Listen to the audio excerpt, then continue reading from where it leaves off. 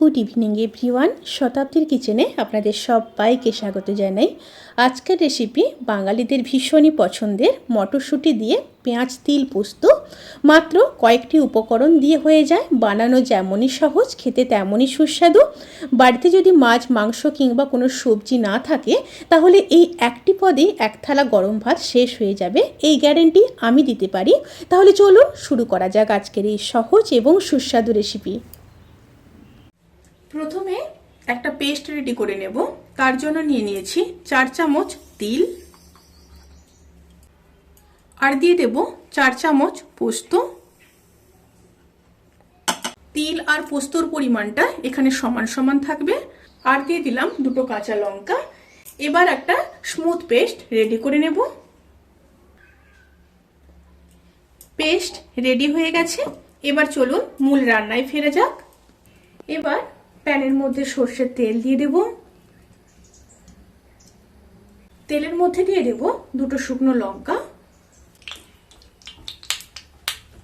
এবার দিয়ে দেব 1 চামচ কালো জিরে, দিয়ে একটু মিশিয়ে নেব। তেল থেকে যখন সুন্দর একটা স্মেল বেরোতে শুরু করবে, সেই সময় দিয়ে দেব কুচিয়ে রাখা 4টা বড় সাইজের পেঁয়াজ। পেঁয়াজগুলোকে মিডিয়াম টু লো স্টিমে রান্না করে নেব।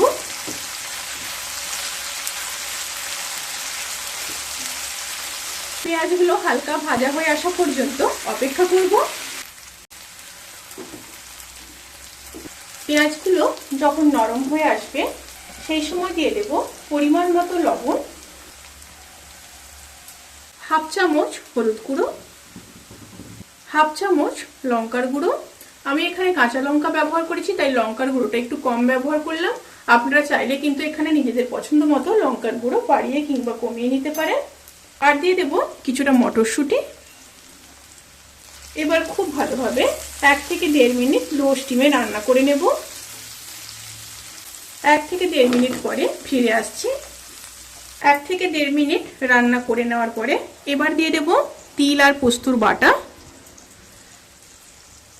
এই সময় স্টিমটা কিন্তু অতি অবশ্যই লোতে রাখবেন, তা না হলে তিল আর পোস্ত ফেটে যাবে। খুব ভালোভাবে মিশিয়ে নিচ্ছি। মিশিয়ে নিয়ে পোস্ত ধোয়া জলটা দিয়ে দেব, খুবই সামান্য। পোস্ত ধোয়া জল দিয়ে আবারও খুব ভালোভাবে মিশিয়ে নিয়ে 1 থেকে 1.5 মিনিট লো টু মিডিয়াম স্টিমে রান্না করে নেব। পেঁয়াজ পোস্ত কিন্তু প্রায় হয়ে এসছে। এইভাবে কিন্তু পেঁয়াজ পোস্তটাকে খুব ভালো মতো ঝুরো ঝুরো করে নিতে হবে, তাতে করে পোস্তর টেস্ট খুব ভালো আসবে। দেখুন চারিদিকে তেল ছেড়ে দিয়েছে। এবার ওপর থেকে 2 চেরা কাঁচা লঙ্কা, টেস্ট ব্যালেন্স করার জন্য খুবই সামান্য চিনি। এখানে আপনারা যদি চিনি দিতে না চান তাহলে স্কিপ করতে পারেন। এবার খুব ভালো মতো মিশিয়ে নেব। পেঁয়াজ পোস্ত কিন্তু একদম রেডি। এবার গ্যাসের ফ্লেমটাকে অফ করে গরম ভাতের সাথে গরম গরম সার্ভ করব। রেসিপিটি কেমন লাগলো প্লিজ কমেন্ট করে জানাতে কিন্তু ভুলবেন না। যদি ভালো লেগে থাকে তাহলে সাবস্ক্রাইব করে পাশে থাকা বেল আইকন প্রেস করে নোটিফিকেশান অল করে রাখবেন। তাতে করে আমি যত রেসিপি দেব সমস্ত লিঙ্ক আপনাদের কাছে পৌঁছে যাবে। আপনারা সবাই ভালো থাকবেন, সুস্থ থাকবেন, সাবধানে থাকবেন। আজকের মতো এই পর্যন্ত।